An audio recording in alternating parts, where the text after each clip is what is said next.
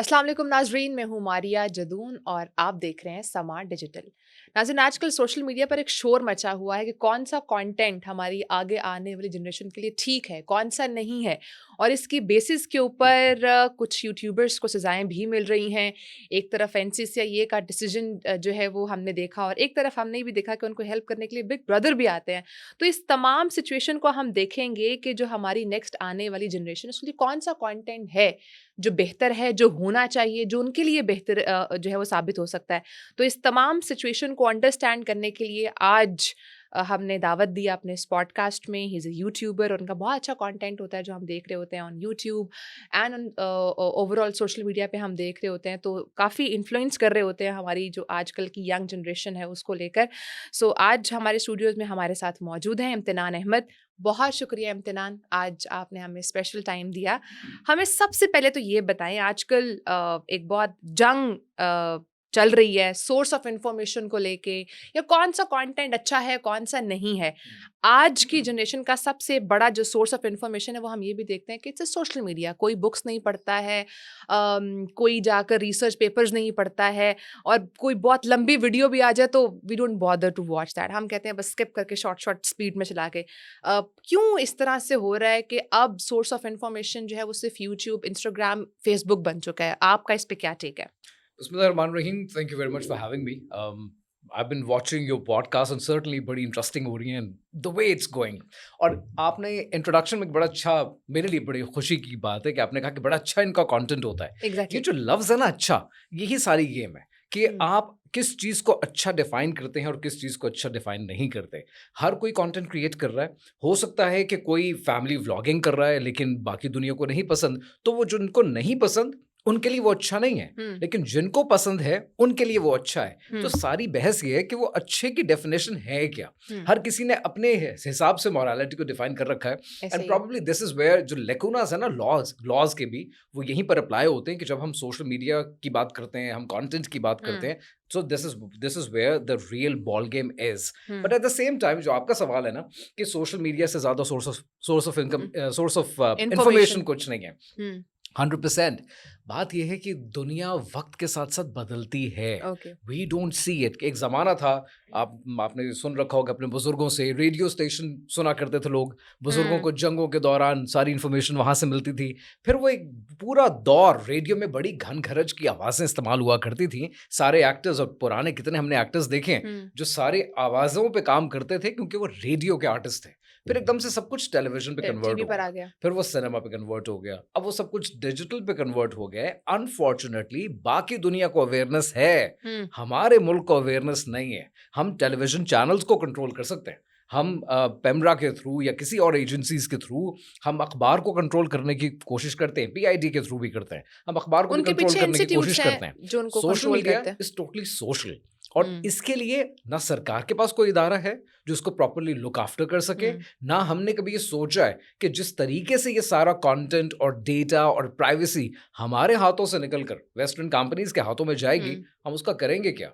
अभी हम बड़ी प्रिमिटिव सोसाइटी हैं, अभी हम बहुत बहुत पुराने दौर से, जंगल के दौर से लिटरली हम गुजर रहे हैं, तो हमें ये चीजें समझने में ना बहुत वक्त लगेगा। ठीक है। अच्छा, अभी आपने लॉज की बात की। वैसे तो वी हैव दैट इंस्टीट्यूट एनसीसीआईए जो साइबर को कंट्रोल करता है और यहाँ की इंफॉर्मेशन को कंट्रोल करता है, और अभी रिसेंटली हमारे इंटीरियर मिनिस्टर ने कहा भी है कि इंफॉर्मेशन के ऊपर हम जो है ना वो एक मजबूत ग्रिप रखेंगे, और हम एनसीसीआई को एक प्रॉपर क्रैकडाउन का कहेंगे, क्योंकि रॉन्ग इन्फॉर्मेशन सोशल मीडिया के ऊपर जो है वो नहीं जानी चाहिए।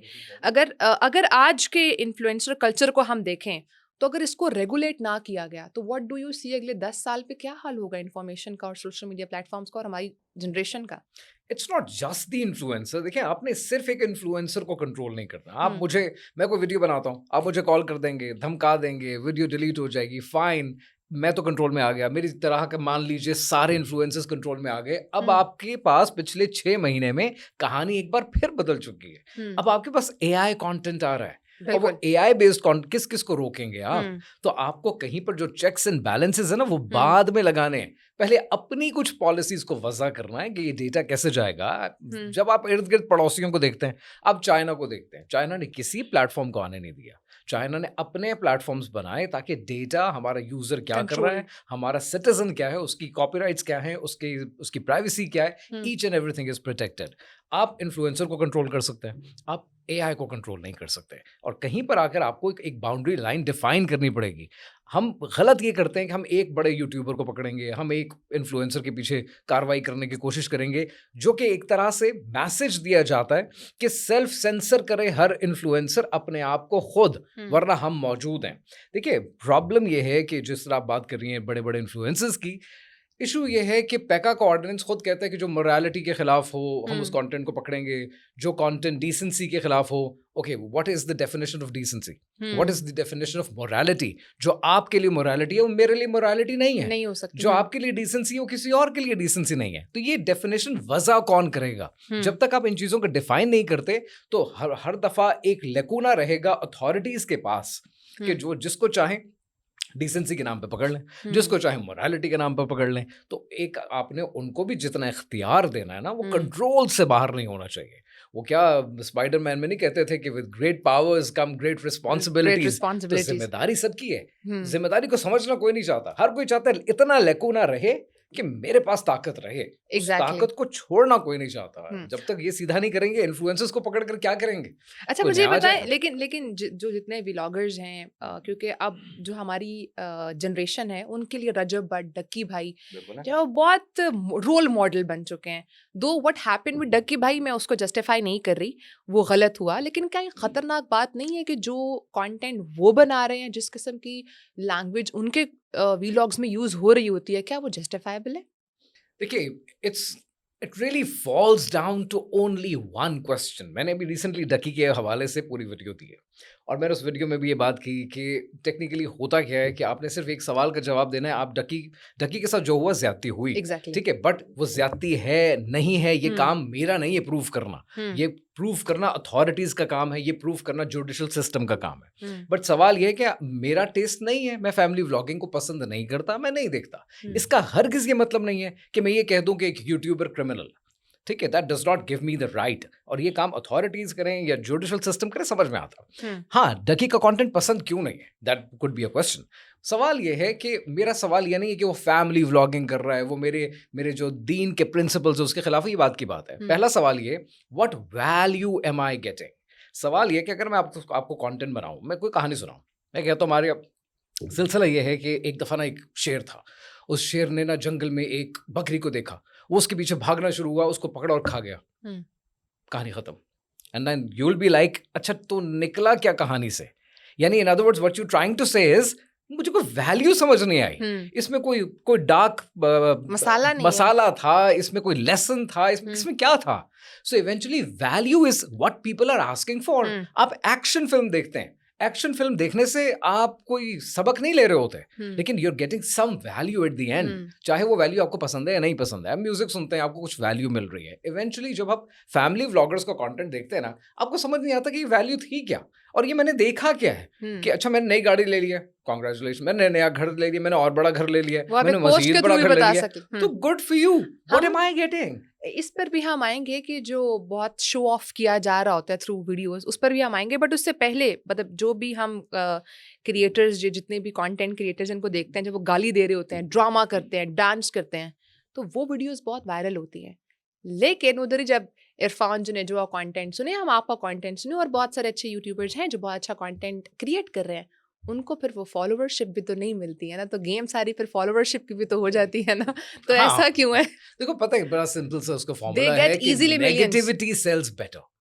अगर मैं आपको इखलाक की बातें बताऊंगा तो इखलाक की बातें सुनने वाले चंद लोग हैं, और वो चंद लोग लाइक भी कर देंगे, कमेंट भी कर देंगे। लेकिन अगर वही बात मैं किसी नेगेटिव पैराए में आपको समझाने की कोशिश करूंगा तो वो शॉक वैल्यू चाहिए होती है, हर कंटेंट पीस को चाहिए होती है, चाहे रील है, लॉन्ग फॉर्म है, कुछ भी है। जितनी आप शॉक वैल्यू देते हैं उतने लोग हैरान होते हैं, अरे ये क्या है?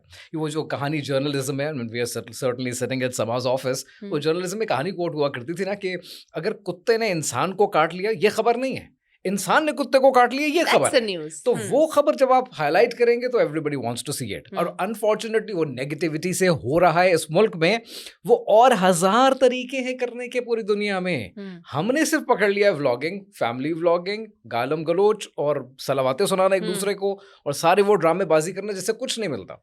तो आप ये समझते हैं फेम का जो एक सोर्स रह गया, आप टैलेंट कुछ नहीं है, आप सिर्फ कंट्रोवर्सी होगी तो बिकेगा? मैं तो हर चीज पर ये कहता हूं कि अगर आप लिटरली 40 साल पहले देख लें, कायदे आज़म का दौर देख लें, पाकिस्तान बनने का दौर देख लें, मैं तो लिटरली हर जगह पे ये कहता हूं कि अनफॉर्चुनेटली पिछले 20-25 सालों में ना नालायक लोग हर जगह आ चुके हैं, हर सेक्टर में हैं, हर जगह पर मौजूद हैं। पहले आप लीडरशिप देखें और अब की लीडरशिप देखें। पहले लीडरशिप के थॉटफुल बातें, उनकी स्टेट्समैनशिप देखें, और अब देखें हम क्या किस किस किस्म की सियासत करते हैं। तो प्रॉब्लम ये, नालायकियत हर तरफ भर चुकी है। वही नालायकियत अब कंटेंट में आ रही है और उसी को लोग देखना चाहते हैं, क्योंकि लोग इंटेलेक्चुअल काम नहीं कर रहे। बहुत बेसिक लेवल की चीजें हैं। क्रिंज कंटेंट इसी को कहते हैं। और तो जिसने क्रिंज देखना उसने क्रिंज देखना है। फिर एक और भी चीज आपने मद्देनजर रखनी है, वो है एवोल्यूशन।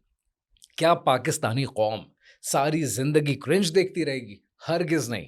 आपको याद होगा 2-3 साल पहले ही बहस बहुत होती थी सोशल मीडिया पे। I been on social media for 6 years now. पहले ही बहस होती थी कि टिकटॉक के ऊपर, और इसमें बहुत सारे फैन जो है वेरी गुड कंटेंट क्रिएटर, उन्होंने भी ये बात की कि बड़ा क्रिंज कंटेंट है टिकटॉक पे, बड़ा क्रिंज कंटेंट है। हाँ, that was relevant what he said 2 years ago, but now चीजें बेहतर हो रही हैं। लोग ओके, एवोल्यूशन से गुजर रहे सो हैं। यू कैन सी जितना कि चीजें कंटेंट बेहतर आता हो रही है हैं। तो लोगों को कंटेंट देखने के बाद थोड़ी और अवेयरनेस मिलती है, फिर वो उनको छोड़ देते हैं जो इवॉल्व नहीं हो रहे। हर कंटेंट क्रिएटर का काम है कि उसने वक्त के साथ साथ अपने आप को भी इवॉल्व करना है। अगर वो सेम कंटेंट बना रहा है जो वो 6 साल पहले बना रहा था, तो लोग उसकी उस स्टेज पे आएंगे, पास ऑन होंगे, आगे निकल जाएंगे, ग्रेजुएट कर जाएंगे, क्योंकि वो नहीं बदल रहा। वो एक दौर था ना, अगर आप नर्सरी राइम्स पढ़ते थे बचपन में, तो बचपन में पढ़ लिए ना। अब वो आप आके प्रोफेशनल चेंज ना। नौकरी के अंदर तो वो नर्सरी राइम नहीं सुनाएंगे। तो आपको भी इवॉल्व करने की जरूरत है। पाकिस्तान में कंटेंट इवॉल्व हो रहा है। तो जिन चीज़ों का आज हम कहते हैं ना कि वैल्यू नहीं मिल रही है, या ये कोई अच्छी वैल्यूज दे नहीं रहे, हमारी कौम खराब हो जाएगी। 6 महीने हो गई, 6 महीने के बाद ये कौम, उनमें से बहुत से लोग इवॉल्व कर देंगे, Obviously. उनको अनफॉलो कर लेंगे, किसी और को फॉलो कर लेंगे। दैट्स अ सर्कल, ये लाइफ साइकिल है, ये रिपीट होता है। अच्छा, मुझे ये बताएं कि जेनजीज की, जिस तरह हम कहते हैं, कंपैरिजन कल्चर बहुत ज़्यादा हो गया है। सेल्फ इस्टीम की अगर हम बात करें, या कंपैरिजन कल्चर, एंजाइटी की बात करें, उस पर सोशल मीडिया कितना असर डाल रहा है? What do you think? क्या सिर्फ लाइक्स और जो एक खुद एतमादी है वही चीज़ें अब कंट्रोल करेंगी जेनजीज को? जेनजी के ऊपर मेरा ख्याल है कोई पॉजिटिव इफेक्ट अभी नहीं पड़ रहा। ओके। और उसकी वजह ये है कि इस जनरेशन को समझने के लिए मिलेनियल्स ने भी और इवन इनके पेरेंट्स ने भी कोई कोशिश रोल नहीं नहीं की। प्ले किया। Gen Z is very hard to manage. अब जो जनरेशन आ रही है, 2-3 साल के बच्चे हैं, they are Gen Alpha. Gen Alpha तो समझ में आ गया ना, ये तो बिल्कुल ही आउट ऑफ कंट्रोल होंगे, क्योंकि they are born with technology in their hand. इनको पता है फ़ोन कैसे इस्तेमाल करना है, चीज़ें कैसे करनी है। बट जेनजी को समझना बहुत मुश्किल है। इनके साइकोलॉजिकल इश्यूज़ हैं, इनके सोशिएटल इश्यूज़ हैं, इनके मेंटल इश्यूज़ हैं, और जब तक आप उनको एड्रेस नहीं करेंगे, और हमें बदकिस्मती है, मिलेनियल्स को ये टूल्स कभी अवेलेबल ही नहीं हुए। हमें पता ही नहीं इनको मैनेज कैसे करते हैं। एग्जैक्टली। हम जब बचपन में होते थे, अगर कहीं पे कोई चाची ने, कोई ताई ने, किसी ने मार दिया होता था ना, और माँ के पास रोते हुए आते थे, तो माँ से 2 चपेड़ें और लगती थी कि ज़रूर तुमने कुछ किया होगा। आज आप किसी के बच्चे को हाथ लगा के दिखाएं कि मेरे बच्चे को हाथ कैसे लगाया, क्या हुआ था, क्यों हुआ था, वो तो बात की बात है। ठीक है, तो जब हम इतना सेल्फ प्रोटेक्ट कर देंगे, तो हम उन बच्चों को ग्रो नहीं करने देंगे। आज का प्रॉब्लम, आज का सबसे बड़ा फितना है औलाद परस्ती। ओके। हमें अपनी औलाद के आगे, हमने औलाद को बुत बना दिया है। ठीक है, और उसके आगे हमें कुछ नजर नहीं आता है। मुझे चोरी भी करनी है, मुझे हराम भी कमाना है, मुझे सब कुछ करना है अपनी औलाद के लिए। वो औलाद जो इंस्टाग्राम पे सोशल इश्यूज में और सारे मेंटल इश्यूज का शिकार हो रही है, एंजाइटी का, स्ट्रेस का शिकार हो रही है। लेकिन जेनजीज के बारे में ये भी कहा जाता है कि दे आर द वन जिन्होंने मेंटल इश्यूज को बहुत हाईलाइट भी किया है। सॉरी, क्या किया? मेंटल इश्यूज को बहुत हाइलाइट भी किया है। हाईलाइट किया उससे है, पहले इस पर इतनी बात हाईलाइट नहीं होती थी। बिल्कुल किया है। वो फिर वही एडलर की कहानी आ जाएगी, और फिर फ्रॉइड की कहानी आ जाएगी कि जो इश्यूज शायद बनते नहीं थे, वो इश्यूज अब क्रिएट हो गए। आप आज से 20 साल पहले क्या दुनिया में मेंटल इश्यूज नहीं थे? हमें रियलाइजेशन नहीं थी कि इश्यूज हैं। हमें पता नहीं था कि हमारे साथ ये ज्यादतियाँ होती हैं। अब आप एक-एक चीज़ को हाईलाइट करेंगे तो फिर सब चीज़ें हाईलाइट हो जाएंगी। वो कहता था ना शायर के, जो ना सोचो, यूं यूं जो सोचो 1000 बातें हैं, जो ना सोचो तो कोई कोई बात बात नहीं। नहीं। तो जब आप सोचने लगते हैं तो आपको एक-एक चीज़ का एहसास होता है कि अरे हुँ, उनके पास 1 ग्लास है पानी का और मेरे पास नहीं है। मेरे पास 1 है तो उनके पास 2 क्यों है? फिर आप हुँ, सोचने लगेंगे तो बहुत सारी चीज़ें हैं। हुँ, बट प्रॉब्लम ये नहीं है कि जेन ज़ी किस इश्यू से गुज़र रही है। वो तो बेचारे विक्टिम्स हैं। प्रॉब्लम ये है उसको एड्रेस करने के लिए किसी ने कुछ क्यों नहीं किया? हुँ, मिलेनियल्स को क्यों समझ नहीं आया कि एक नई जनरेशन है? जब आप टेलीविज़न देखकर बचपन में कार्टून्स देखकर बड़े हो गए आप, ठीक है? तो प पेरेंट्स के पास ये टूल्स थे, उन्होंने आपको कंट्रोल कर हुँ, लिया। अब जब बच्चे पैदा हो रहे हैं, बड़े हो रहे हैं, they are born with technology, उनको पता है फ़ोन कैसे इस्तेमाल करना है, उसको कोई ना कोई पैगाम देने वाला हर एक स्क्रॉल के ऊपर मौजूद है। हुँ, उसकी तरबियत आप नहीं कर रहे, उसकी तरबियत स्कूल नहीं कर रहा है, हुँ, उसकी तरबियत सोशल मीडिया कर रहा है। हुँ, और जो वो तरबियत कर रहा है आपको पता भी नहीं है, आपने तो फ़ोन देके उसको साइड पे बिठा दिया। अब जो तरबियत हो चुकी है, उसके बाद उसकी ज़िंदगी में मसाइल खड़े हो चुके हैं, पर आपको तो पता ही नहीं है। Hmm, because you are not ready to talk hmm, and you are not there to talk. लोगों के पास टाइम ही नहीं है औलाद को देने के लिए। तो इनके इश्यूज़ बढ़ेंगे और सोचें 1 मिनट के लिए, ये तो जेन ज़ी के इश्यूज़ हैं। अब जब ये पेरेंट्स बनेंगे और ये जेन अल्फ़ा को तबाही लीड होगी। करेंगे, तो क्या बनेगा? अच्छा ये बताएँ कि एक जो प्रॉब्लम आ चुका है शॉर्ट्स और रील्स की वजह से अटेंशन स्पैन लोगों का कम हो चुका है। पीपल वांट के हमें पूरी डिटेल्ड इन्फॉर्मेशन नहीं चाहिए या हमें अगर सारा इन्फॉर्मेशन देनी भी है तो 1-2 मिनट में दो, मेरे पास तो टाइम नहीं है। तो you being a content creator कैसे उसको मैनेज करते हैं? और कितना टफ होता जा रहा है आपके लिए इस सिचुएशन को मैनेज करना? बहुत, टू बी ऑनेस्ट बहुत। आई एम अ मिलेनियल, मुझे नहीं पता कि जेन ज़ी के साथ कनेक्ट कैसे करते हैं, टू बी ऑनेस्ट। और मैं लॉन्ग फॉर्म बनाया करता था सुकून से, जिसमें बात 8वें 9वें मिनट पे शुरू हुआ करती थी। सो मैं तो उस दौर का आदमी हूँ। बट हुँ, पॉइंट ये है कि सर्टेनली टू कनेक्ट और इन तक पैगाम पहुँचाने के लिए पिछले 2-3 सालों में मैंने रील्स सीखी हैं। ओके। रील्स को वायरल कैसे करते हैं मैंने सीखा है, और उसके अंदर हुक्स कैसे डालते हैं। I hmm, have worked a lot on that and और अभी अभी एक चीज़ करके ख़त्म होते हैं, पता चलता है कुछ नया आ गया। फिर हुँ, वो सीखना पड़ता है। सो अपना पैगाम पहुँचाने के लिए one uh, has to work, तो वो सीखना पड़ता है। और अटेंशन स्पैन स्पैन कम हो जाना मेरे ख़्याल में कोई इतना बड़ा मसला नहीं जितना हम हाइलाइट करते हैं। जब हम पढ़ा करते थे कॉलेज यूनिवर्सिटी में, इवन बाहर, तो वहाँ पे भी कहा करते थे एलिवेटर पिच। 1 हुँ, मिनट के अंदर अपनी पूरी कहानी सुनाओ। अगर आप 1 मिनट में अपना स्टार्टअप, अपना बिज़नेस, अपना हुँ, काम नहीं समझा सकते तो आप बेकार आदमी हैं। तो ऑब्वियसली वही एलिवेटर पिच आपने लोगों को देनी है। अब आपको किसी एक सीईओ को नहीं देनी है, अब आपने पूरी दुनिया को पूरी देनी है। दुनिया को देनी है। So hmm, there is nothing wrong with that. तो लोगों का अटेंशन स्पैन कम होता है। बात ये है कि अगर आप उसमें इफ़ेक्टिव बात कर दें, फिर वो आपकी अगली बात भी सुनना चाहते हैं। फिर उसके हुँ, बाद एक और बात सुनना चाहते हैं, and then they convert and then they follow, और फिर वो उसमें से कुछ सीख कर अपनी ज़िंदगी में इम्प्लीमेंट करेंगे। हुँ, सो अटेंशन स्पैन कम होना कोई बुरी बात नहीं है, वो कम ही होता है। Technically it's not even a minute, it's okay. 3 seconds. 3 second में अगर आपने कैच कर अटेंशन लिया ग्रैब उसको? नहीं की है, I am done. I have got other things to do. तो हुँ, वो इसमें कोई बुराई नहीं है। आई थिंक दैट्स फाइन, चलता ठीक है। रहेगा। अच्छा आजकल के जो पॉलिसी मेकर्स हैं, इसके अलावा ब्रांड्स हैं, इवन जो सियासी जमातें हैं, वो भी चाहती हैं कि इन्फ्लुएंसर्स के साथ हमारा अच्छा कनेक्ट रहे क्योंकि वो उनको नाराज़ नहीं करना चाहती। आप समझते हैं कि आज के दौर में सोशल मीडिया इन्फ्लुएंसर्स या कंटेंट क्रिएटर्स मीडिया से ज़्यादा पावरफुल हो चुके हैं? Certainly they are. ओके। आप उसका एक छोटा सा पैरामीटर देख लें। आप किसी भी इन्फ्लुएंसर को जो आपको पसंद हो उसका चैनल उठाएं और उसके व्यूज देख लें। आप किसी भी पाकिस्तान के leading main stream news channel उठाएं, उनके यूट्यूब पे वीडियोस देखें और उनके हुँ, व्यूज देख लें। देन यू विल अंडरस्टैंड कि कहानी कहाँ जा रही है। दिस हुँ, इज नॉट कि वो चैनल अच्छा नहीं है। सिलसिला ये है, आवाम का इंटरेस्ट खत्म हो चुका है। हुँ, आवाम बदल रही है, अब लोग डिजिटल पे जा रहे हैं और डिजिटल पे लोगों को कंटेंट नहीं चाहिए। ये चीज़ शायद पाकिस्तान के मसाला चाहिए है उन्हें। मसाला तो चाहिए, पाकिस्तान के टेलीविज़न चैनल्स के साथ पता है प्रॉब्लम क्या है? ओके। प्रॉब्लम ये है, व्हाट आई थिंक इज़, मेरा मेरा जो अंदाज़ा है, ये हुँ, कंटेंट बहुत अच्छा बनाते हैं। सर्टेनली रिसोर्सेज़ हैं, टेलीविज़न चैनल है, कंटेंट अच्छा बनाते हैं। सोशल मीडिया पे कंटेंट नहीं चलता है। सोशल मीडिया पे कॉन्टेक्स्ट चलता है कि ओके। कौन कह रहा है, उसका अपना ओपिनियन क्या है। अगर मैं बताऊँ कि जी मैं समा टेलीविज़न ऐसे है और वैसे और ये डिजिटल शो है, they are uh, not interested. पर मेरे साथ क्या हुआ और उस पर मेरा एनालिसिस क्या है, hmm, that's the context. They want to hear what you think about it. तो आपका ओपिनियन सुनना चाहते हैं। हुँ, वो कॉन्टेक्स्ट पे कोई काम नहीं करता, और कॉन्टेक्स्ट पे काम करता है एक influencer, and that's why the influencer is a hit. तो हुँ, आज आप अभी रिसेंटली यूएस के प्रेसिडेंशियल कैंपेन उठाकर देख हुँ, लें। डोनाल्ड ट्रंप के जीतने में बड़ी वजह यह है कि उन्होंने इस तमाम लीडिंग पॉडकास्ट में वो गए जो कि उनकी कंपेटिटर नहीं गई।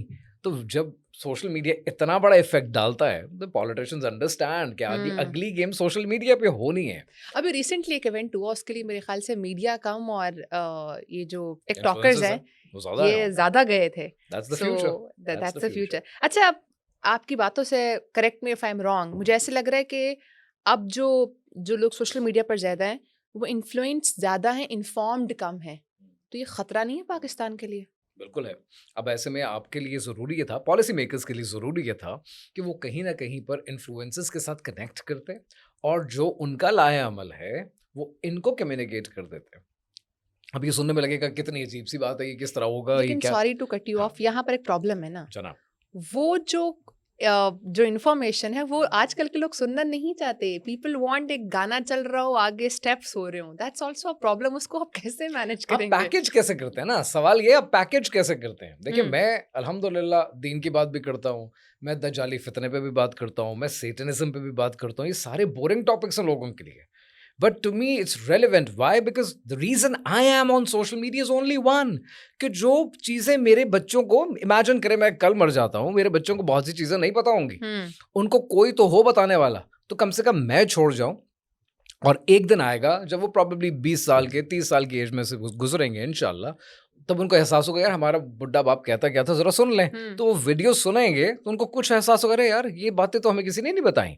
तो वो मैं समझ लीजिए कि अपनी डायरी बनाता जा रहा हूँ सोशल मीडिया के ऊपर। तो लोगों के पास वो मौके मौजूद हुँ, हैं। बट यहाँ पर देखने की ज़रूरत ये है कि चाइना में रिसेंटली टेलीविज़न चैनल पे एक एंकर ने दौरान एंकरिंग मेज़बानी के हुँ, दौरान एक लफ्ज़ बोला जो कि चाइनीज़ लैंग्वेज का नहीं था, इंग्लिश का था। ओके, और उस लफ्ज़ के मुतबादिल चाइनीज़ ज़बान में मौजूद थे। ओके। उस एंकर को फॉर लाइफ बैन कर दिया गया। कि उसने that's how you protect your nationalism, hmm, that's how you protect your integrity. अगर इन्फ्लुएंसर्स थे, खालिद अल आमरी रिसेंटली आपने सुन रखी होगी खबर, यूएई में बैठे हुए अपनी एक पॉडकास्ट कर रहे थे और उन्होंने कुछ बोलना शुरू किया और उनको कॉल आ गई और वो पॉडकास्ट हट गई। तो पॉइंट क्या है कि आप कंट्रोल तो करते हैं, मैं ये नहीं कह हुँ, रहा कंट्रोल नहीं करते, मादर पिदर आज़ाद कोई मुल्क नहीं चलता, ऐसे अथॉरिटीज़ के पास कंट्रोल होना चाहिए। बट वेरी कहीं पर इम्पोर्टेंट। पहले एक लाइन तो ड्रॉ करें ना। हुँ, आप डिसेंसी मोरालिटी कह के लाइन को ड्रॉ नहीं करते, आप कहते बस ठीक है जिसका जो दिल करेगा। भाई हर एक की अपनी मोरालिटी है। हुँ, किसी के लिए स्लीवलेस शर्ट पहनना मोरालिटी है और किसी के लिए इसलिए नहीं नहीं है। है। हुँ, कौन डिफाइन करेगा? तो जब तक आप इन चीज़ों को डिफाइन नहीं करते हो, आप हुँ, अपने कोर काम से चले जाते हो। और पेका का कोर काम क्या है? पेका का कोर काम था साइबर क्राइम को रोकना। हुँ, 1,60,000 केसेज़ हैं साइबर क्राइम के, 60% तो एड्रेस भी नहीं हुए अभी तक। आप हुँ। उनको छोड़ के इन्फ्लुएंसर्स के पीछे लग गए। भाई क्या कर रहे हैं? सो हर शाख पे उल्लू बैठा है, अंजाम गुलिस्तान क्या होगा? यही चल अच्छा, रहा है। हमें ये भी बताएँ कि क्यों अब लोग इस तरफ ज़्यादा आ रहे हैं? जो मैं देख रही हूँ, उनको ये लगता है जब वो व्लॉग्स देखते हैं लोगों के, तो वो उनको लगता है कि यार अच्छा पैसा कमाना तो बहुत आसान है, इधर घर ले रहे हैं, उधर गाड़ी ले रहे हैं, तो इट्स ईज़ी। हुँ। तो ये क्या इतना ईज़ी मनी है जो लोगों को दिखाया जा रहा है, या it's tough to make money from YouTube और बीइंग अ नहीं, कंटेंट क्रिएटर? इतना इतना आसान नहीं लहू रोना। बात ये है कि इतना आसान नहीं है जितना अच्छा, आसान दिखाया जाता है। क्योंकि मुझे आजकल 6 साल हो गए लोग सोशल मीडिया पे। ठीक यूट्यूब है? चैनल बना लेते हैं और उनको लगता है कि दिस इज़ द नहीं, नहीं, ईज़ी नहीं, way to it's get it's not that easy. Okay. ये समझने की ज़रूरत, लोगों को भी समझने की ज़रूरत है, अवेयरनेस नहीं है ना। हमने मैंने हैसुल कौम कभी कौम को तरबियत देने की कोशिश नहीं की है हुँ, और मुझे अफ़सोस भी यही होता है, जब भी आप फेडरल बजट देखते हैं, प्रोविंशियल बजटिंग देखते हैं, हमेशा इंफ्रास्ट्रक्चर के पैसे होते हैं। आज तो बना लिया, नए स्कूल्स बनाएँगे, नई हुँ, बिल्डिंग, नई सड़कें बनाएँगे। 1 साल बाद वो डेप्रिशिएट होना शुरू होंगी, तो आपको सॉफ्ट पावर भी चाहिए ना, आपको स्कूल में टीचर भी चाहिए। हम उसका बजट नहीं हुँ, रखते और उसकी वजह क्या होती है? हुँ, उसकी वजह ये है ना कि वो किसी ने देखना नहीं है। बिल्डिंग बनी हुई होगी तो वोट मिल जाएँगे, हुँ, ठीक है? लेकिन अगर टीचर हायर करेंगे तो वोट नहीं मिलेंगे और यही ऑब्वियसली। प्रॉब्लम यहाँ पर है, हम एजुकेट नहीं करते कौम को। हुँ, एजुकेट करने की ज़रूरत है, पैसा है, no doubt about it. Okay. इतना नहीं है जितना सारी दुनिया को पागल जितना बनाया जाता यूट्यूबर्स है। दिखाते हैं कि पैसा है, उतना लेट मी नहीं है गिव यू वन कि हर एग्ज़ाम्पल। 2 महीनों के बाद घर बन रहे हैं, गाड़ियाँ ली जा रही हैं। मैंने अपने इंस्टाग्राम पे ये हाइलाइट्स में भी लगाया हुआ है, स्टोरीज़ में भी है कि भाई ऐसा नहीं है कि मुझे पैसे नहीं आते, आते हैं। लेकिन 6 साल हो गए और आज तक शायद ये कि मेरी एडिटिंग टीम की भी कॉस्ट पूरी हो जाए तो बड़ी बात है, ठीक है? सो हुँ, इतना नहीं है कि आप कहें कि जी everything will be sufficed with that. ये जो गाड़ियाँ आती हैं, जो चीज़ें आती हैं ना, ये आती हैं ब्रांड्स की प्रमोशन से, शाउट आउट से, ओके। तो कुछ लोगों को आ जाते हैं। अब ये भी नहीं है कि आप बनाएंगे और ये जितने हैं ये सब झूठ बोलते हैं, नहीं नहीं, ऐसा भी नहीं है। ये कमाते हैं, अच्छा कमाते हैं, एवरीबॉडी मेक्स मनी। सवाल ये है कि जो आप कमाते हैं, शाउट आउट से कमाते हैं, क्या हर इंसान वहां तक पहुंच सकता है? Now that would be the question. नहीं, हर इंसान उस लेवल तक नहीं पहुंच सकता। आपको कई साल लगते हैं अपनी कॉस्ट बेयर करते हुए, कॉस्ट पूरी करते हुए ब्रेक इवन तक पहुंचने में। फिर बहुत कुछ लोगों के अंदर बोलने का स्किल नहीं होता, कुछ के अंदर मीडिया पे सामने आने का स्किल नहीं होता। तो ये बड़े सेलेक्टिव फ्यू के लिए है जो एक्सट्रोवर्ट हैं, जो अच्छा बोल सकते हैं, जिनके पास कुछ अच्छी वैल्यू, क्योंकि बोलना लाजमी नहीं है वैल्यू हो, कोई भी वैल्यू देने के लिए कि आप काबिल हैं, आपके अंदर कोई टैलेंट है। अब इस किस्म के काम हर कोई नहीं कर सकता। तो ये हर एक के लिए ओपन फील्ड नहीं है। ये बिल्कुल बेस्ट एग्जांपल है कि पाकिस्तान की क्रिकेट टीम के 11 खिलाड़ी, क्या सारी कौम क्रिकेट अच्छा खेलने के बाद कौम टीम में जा सकती है? नेशनल लेवल पर नहीं। इवेंचुअली 11 लोग ही होंगे, हर कोई नहीं होगा। तो भाई हर कोई किस फील्ड में हो सकता है? वो तालीम हासिल करके नौकरियां करने में, वो तालीम हासिल करके या कारोबार सीखने के बाद कारोबार करने में है। तो वो करो जहां पर आपके चांसेस ऑफ सक्सेस ज्यादा हैं। तो हर एक के लिए ओपन नहीं है। अच्छा, मैं ये भी बताएं, जो कि आप खुद भी एक कंटेंट क्रिएटर हो, काफ़ी आपकी इन्फॉर्मेशनल वीडियोस होती हैं। बीइंग अ कंटेंट क्रिएटर, आप किस तरीके से लोगों को जो है वो एक रहनुमाई या गाइडलाइन के तौर पर, या ताकि एक ऐसी इन्फॉर्मेशन तक पास हो सके कि जब वो बैठें तो उनकी लाइफ में एक पॉजिटिव चेंज आ सके, तो उसमें आप कैसे रोल प्ले कर रहे हैं? मैं कैसे रोल प्ले कर रहा हूँ? मेरी कोशिश तो ये है कि जो मुझे समझ में आता है, जो जो मेरा यकीन है, जो मेरा बिलीफ सिस्टम है, एटलीस्ट मैं वो तो कम्युनिकेट लोगों को कर दूँ।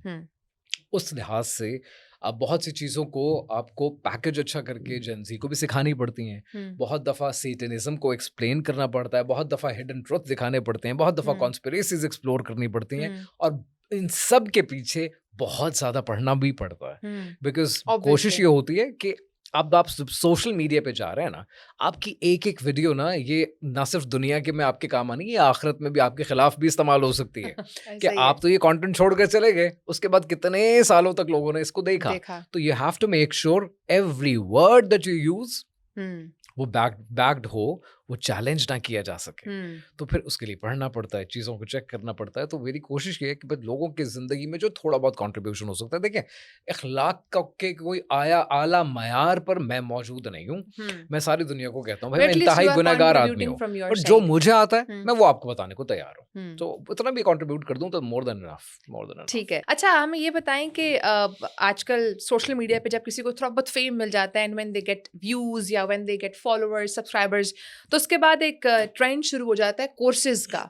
तो आप क्या समझते हैं? क्योंकि उसमें हम फिर ये भी देखते हैं, कुछ लोग निकल कर आते हैं, ये इल्ज़ाम लगाते हैं कि हमारे साथ फ्रॉड हो गया, या हमने कोर्स लिया था उसमें बेनिफिट नहीं हुआ। आप इस चीज़ को कैसे देखते हैं? क्या ये बेनिफिट देते हैं जो लोग कोर्सेज ले रहे होते हैं, नहीं देते, या किस तरह के होते हैं, या वाकई में फ्रॉड हो रहा होता है? ज़ाती तौर पे मुझे लगता है कि कोर्सेज होने में कोई एज अ प्रोडक्ट किसी भी इन्फ्लुएंसर की कोई बुराई नहीं है। उसकी वजह ये है कि हर इंसान कुछ ना कुछ आपको कंट्रीब्यूट कर रहा है, तो वो कुछ ना कुछ तो सिखा सकता है। बिल्कुल। आप किसी एक ऐसे इंसान को फॉलो करते हैं जो स्टिचिंग में और वो क्रोशे का काम होता है, फॉर एग्जांपल, वो कोई खातून बहुत अच्छा करती हैं, उन्होंने कहा ये मैं तफसील से सिखाने के लिए कोर्स कराने को तैयार हूँ, फाइन। एक इंसान का स्किल है, वो सिखाने को तैयार है, there is nothing bad in that. अच्छा, अब चूंकि डिजिटल का दौर हो चुका है, जूम की क्लासेस हो चुकी हैं, तो वो ऑनलाइन सिखाने को तैयार है, that is still bad because that opens up the market. कोई उसको प्री रिकॉर्डेड सिखाने को तैयार है, कोई उसको लाइव सिखाने को तैयार है, स्टिल नथिंग बैड। अगर ये बुरा होता तो पूरी दुनिया में यूडेमी ना चल रहा होता, पूरी दुनिया में कोर्सेरा ना चल रहा होता, दुनिया में यूनिवर्सिटीज कितनी पार्टनरशिप्स एडेक्स के साथ हो रही होती, दुनिया में मास्टर क्लास ना चल रहा होता। प्रॉब्लम ये है कि हमारे मुल्क में के अंदर चंद लोग आए और उन्होंने क्या किया, उन्होंने इन कोर्सेज को एक फ्लैगशिप प्रोडक्ट बनाकर ऐसे बेचने की कोशिश की कि जिसके अंदर वो कहते हैं ना कि मिस सेलिंग हुई है। तो मिस सेलिंग बहुत हुई कि ये कोर्स आपकी जिंदगी बदल देगा और तकदीर बदल देगा और ये हो जाएगा और वो। भाई तकदीरें इस तरह नहीं बदलती। आप सिंपल कहो भाई मैं ये एक पर्टिकुलर स्किल सिखाने को आ रहा हूँ, ठीक है, मैं तकदीर बदलने के लिए नहीं आ रहा हूँ। तो जब आपने ये गलत ख्वाब दिखाए, वो गलत ख्वाब देखकर लोग अंदर आए और उनमें से फिर लोगों को फायदा भी नहीं हुआ क्योंकि अंदर कोई मटेरियल ही नहीं था, ठीक है। फिर सर्टनली फिर लोगों ने आवाज उठाई और फिर पूरा एक जो फियास्को था वो क्रिएट हो गया। आई थिंक सिखाने में बुराई नहीं है, बट शायद मेरा ये ख्याल है हमारी कौम सीखना भी नहीं चाहती है। तो बात घूम फिर के वहीं पर आ गई जहां से भी सारे पॉडकास्ट के अटेंशन स्पैन नहीं रहा, लोगों को इंफॉर्मेशन लेनी नहीं है, वो सिर्फ इन्फ्लुएंस्ड है उन लोगों से जो सिर्फ नाच गाना कर रहे हैं। आप खुद बताइए ना कि तो आप, यहाँ आपकी पर नजर में रिसेंटली इल्म बराए अल्लाह, इल्म बराए इल्म, आपने कहीं रिसेंटली कहीं सुना है, कहीं कोई दोस्त यार कहानियां? नहीं, नहीं। मैं एमबीबीएस कर रही हूँ क्योंकि ये ना डर्मेटोलॉजी में आजकल बड़े पैसे हैं, और मैं तो एमबीए कर रहा हूँ क्योंकि उसके बाद ना फलानी कंपनी में जॉब, सब इल्म बराए माल है।